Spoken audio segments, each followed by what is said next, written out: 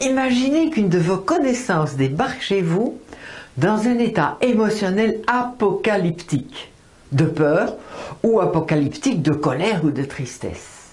Comment allez-vous prendre les choses? Il y a de fortes chances pour que vous manifestiez un calme olympien, pour susciter un apaisement chez cette personne. Et c'est là que tout va se gâcher, car plus vous serez calme, plus la personne va se sentir incomprise et elle pourrait même manifester de la colère, car vous lui donnez l'impression de prendre position contre elle. Mais que faire alors pour éviter le conflit? Se synchroniser, comme nous avons appris lors de la dernière intervention. Et la synchronisation corporelle n'est pas la seule. On peut également pratiquer une synchronisation sur la respiration de notre interlocuteur, soit en respirant à la même lenteur que lui, ou avec les mêmes saccades que lui, ou entrecoupé ou choqué. Et la synchronisation peut également se faire sur la voix, le timbre de la voix, le rythme de la voix, la hauteur de la voix. La synchronisation n'a jamais besoin d'être parfaite, mais juste assez proche pour que l'autre personne se sente comprise. Attention ici aussi à ne pas singer les accents. Il faut utiliser cette technique avec beaucoup d'élégance. Et sachez que la meilleure façon de se synchroniser à l'autre personne, eh bien, c'est de s'intéresser vraiment à elle. Apprenons à nous synchroniser à une émotion spécifique. Imaginez que votre enfant vient de faire un cauchemar et il grelotte de peur. Il accourt vers vous pour vous demander de l'aide et la première réaction des parents dans ce genre de situation, c'est de se positionner dans une émotion opposée. C'est-à-dire, mais n'aie pas peur, il n'y a rien, c'est un rêve, d'allure tu vois bien, moi je n'ai pas peur. Ces paroles qui se veulent apaisantes ne calment pas la peur de l'enfant. Et à cela s'ajoute le sentiment de ne pas avoir été entendu. Du coup, l'enfant peut passer de la peur vers la colère. Que faire? Eh bien, c'est se synchroniser à l'enfant, lui donner l'impression qu'on vit sa peur avec lui. Parler au même rythme que lui, avoir une respiration entrecoupée, avoir aussi grelotter comme l'enfant. Et quand vous sentirez que la synchronisation s'est installée entre lui et vous, alors tout doucement vous allez l'amener vers l'apaisement. Dès que vous en aurez l'occasion, essayez, c'est magique.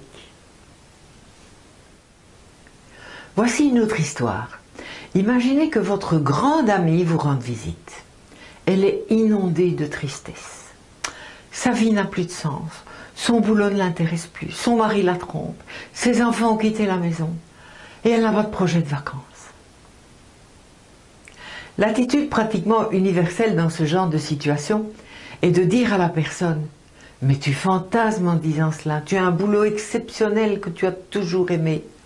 Ton mari, bien sûr, n'est pas souvent à la maison, mais c'est tellement il travaille. Et je doute qu'il ait le temps de te tromper. Et de plus, ben, tes enfants n'ont pas quitté la maison.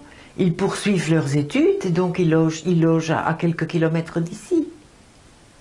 Et quant aux vacances, ben, écoute, on a encore 3 mois devant nous pour y penser, quoi. » Dites-vous bien que là, votre amie, la chose qu'elle regrette le plus pour le moment, c'est d'avoir sonné à votre porte. Vous n'avez rien compris de ce qu'elle vit à l'intérieur d'elle-même. Et croyant bien faire, vous avez amplifié sa tristesse ou développé sa colère contre vous. Waouh! Ça fait mal d'entendre cela. Alors qu'on est habité par les meilleures intentions du monde, évidemment. Ben oui. Je vais amorcer maintenant une 3e histoire. C'est l'histoire vraie de Laurence.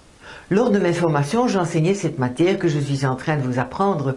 Et une participante, psychologue de formation, qui s'appelle Laurence, me dit que pour elle, ce sera impossible pour elle d'appliquer ce que je suis en train de lui enseigner. Car elle travaille dans un centre pour délinquants et la violence est d'une telle intensité que la colère est la seule forme d'expression des adolescents.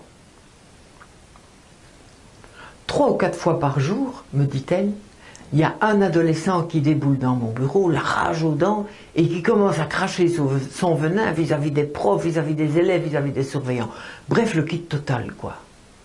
Alors, que veux-tu que je fasse avec cela, me dit-elle. Le plus urgent, c'est de calmer sa furie. Sans quoi il va tout casser, il va saccager tout mon bureau. J'ai pour habitude de l'obliger à s'asseoir à côté de moi, mais rien n'y fait. Et au fur et à mesure que j'essaye de le calmer, il devient de plus en plus furax. Josiane, tu ne veux quand même pas que je me mette en colère contre lui. Il va saccager tout l'institut. Eh bien, la suite de l'histoire, elle est au bout du podcast. Et comme d'habitude, vous mettrez votre adresse email et votre pseudo, oui, si vous voulez. Et vous écouterez le podcast pour connaître la suite de mon histoire.